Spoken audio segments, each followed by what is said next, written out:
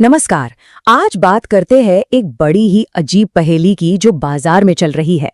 देखिए, पूरी दुनिया में उथल पथल मची हुई है, लेकिन सोना, जिसे हमेशा से एक सेफ हेवन यानी कि एक सुरक्षित पनाहगाह माना जाता है, उसकी कीमतें बढ़ने की बजाय गिर रही हैं। आखिर ऐसा हो क्यों रहा है? चलिए इस गुत्थी को सुलझाते हैं। जरा ये आंकड़ा देखिए, -4.3%। ये स्पॉट गोल्ड की कीमतों में सिर्फ एक दिन में आई जबरदस्त गिरावट है। एक दिन में 4% से भी ज्यादा की गिरावट। और चांदी की हालत तो कह सकते हैं कि और भी ज्यादा खराब है। उसी एक दिन में स्पॉट सिल्वर की कीमतें 11% तक टूट गईं। ये मार्केट के लिए वाकई एक बहुत बड़ा झटका था। और यहीं पर सबसे बड़ा सवाल खड़ा होता है, जिसका जवाब हम आज ढूंढेंगे। आमतौर पर तो यही होता है कि जब दुनिया में टेंशन बढ़ती है तो इन्वेस्टर्स सोने की तरफ भागते हैं। तो फिर इस बार कहानी उल्टी क्यों पड़ रही है? तो चलिए सबसे पहले जरा उन आंकड़ों पर नजर डालते हैं जिनसे इस मार्केट शॉक की पूरी तस्वीर साफ हो जाएगी। तो यहाँ देखिए गिरावट का स्केल कितना बड़ा है। स्पॉट गोल्ड 4.3% गिरकर $4,609 प्रति आउंस पर आ गया, और गोल्ड फ्यूचर्स में तो गिरावट और भी ज्यादा 5.8% की थी। इस गिरावट ने सोने को $5,000 प्रति आउंस के एक बहुत ही महत्वपूर्ण साइकोलॉजिकल लेवल से काफी नीचे धकेल दिया। तो आखिर ये सब हो क्यों रहा है? इसकी पहली और सबसे बड़ी वजह है इन्फ्लेशन, यानी कि महंगाई के बढ़ने का डर। चलिए समझते हैं कि ये पूरी कहानी है क्या। देखिए, यहाँ पर एक तरह का चेन रिएक्शन चल रहा है। जैसे जैसे दुनिया में जियोपॉलिटिकल टेंशन बढ़ रही है, तेल और गैस जैसी एनर्जी की कीमतें आसमान छू रही हैं।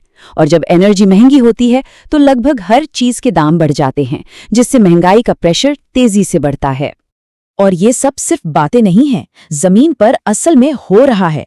ईरान पर अमेरिका इजराइल युद्ध का तेज होना, दुनिया के सबसे बड़े गैस फील्ड साउथ पार्स पर हमला, और फिर जवाबी कार्रवाई में मिडिल ईस्ट की एनर्जी फैसिलिटीज को निशाना बनाना, इन सब वजहों से स्ट्रेट ऑफ हॉर्मुज़ जैसे अहम समुद्री रास्ते लगभग बंद हो गए हैं, जिससे एनर्जी की कीमतों में आग लग गई है। अब जब महंगाई बढ़ रही है तो जाहिर है कि इस पर कोई एक्शन भी होगा। तो चलिए देखते हैं कि इस पर ऑफिशियल रिस्पांस क्या है और इसका मार्केट पर क्या असर पड़ रहा है। तो अब हो ये रहा है कि ट्रेडर्स ये मानकर चल रहे हैं कि अमेरिकी फेडरल रिजर्व यानी कि वहां का सेंट्रल बैंक महंगाई को काबू में करने के लिए ब्याज दरों को लंबे समय तक ऊंचा ही रखेगा। मतलब अब कम से कम सितंबर तक तो रेट कट की कोई उम्मीद नहीं है।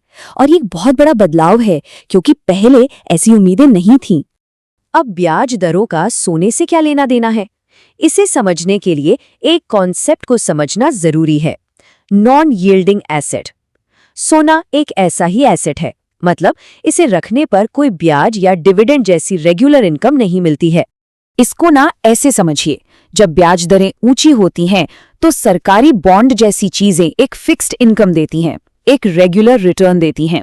ऐसे में सोना रखना, जिससे कोई इनकम नहीं हो रही है, थोड़ा कम अट्रैक्टिव हो जाता है। इन्वेस्टर्स अक्सर सोचते हैं कि सोना बेचकर उस पैसे को कहीं और लगा दिया जाए जहां बेहतर रिटर्न मिल रहा हो।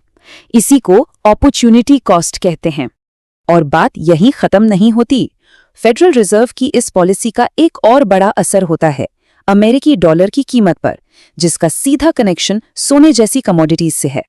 होता यह है कि जब अमेरिका में ब्याज दरें बढ़ती हैं तो दुनिया भर के इन्वेस्टर्स डॉलर में पैसा लगाने के लिए आते हैं, जिससे डॉलर मजबूत हो जाता है। अब क्योंकि सोने की कीमत पूरी दुनिया में डॉलर में तय होती है, तो मजबूत डॉलर का मतलब है कि बाकी करेंसीज में सोना खरीदना महंगा हो जाता है। और जब कोई चीज महंगी होती है तो जाहिर है उसकी डिमांड थोड़ी कम हो जाती है। तो चलिए अब इन सारे डॉट्स को कनेक्ट करते हैं और उस सवाल पर वापस आते हैं जिससे हमने शुरुआत की थी। सोने का ये विरोधाभास आखिर है क्या? इसे समझने के लिए ओसीबीसी के एनालिस्ट्स का ये कोट बिल्कुल सटीक है। इसका सीधा सा मतलब है कि इस समय मार्केट जियोपॉलिटिकल टेंशन से ज्यादा इकोनॉमिक टेंशन से डरा हुआ है। महंगाई का डर और ये चिंता कि ब्याज दरें कम नहीं होंगी, ये दोनों मिलकर सोने की सेफ हेवन वाली डिमांड पर भारी पड़ रहे हैं। तो एक तरह से बाजार में एक रस्साकशी चल रही है। एक तरफ है जियोपॉलिटिकल डर जो लोगों को सोने की तरफ खींचता है, लेकिन दूसरी तरफ है इकोनॉमिक डर, यानी ऊंची ब्याज दरें और महंगाई, जो इन्वेस्टर्स को सोने से दूर और ज्यादा रिटर्न देने वाले एसेट्स की तरफ धकेल रहा है। और फिलहाल ऐसा लग रहा है कि इकोनॉमिक डर वाली टीम ये रस्साकशी जीत रही है। और ये पूरा विश्लेषण हमें इसी एक बड़े सवाल पर लाकर छोड़ देता है। आज के इस कॉम्प्लेक्स माहौल में असली रिस्क कहाँ है? दुनिया भर में चल रहे संघर्षों में या फिर सेंट्रल बैंक्स द्वारा लिए जा रहे आर्थिक फैसलों में? खैर, मार्केट ने तो फिलहाल अपना जवाब दे ही दिया है।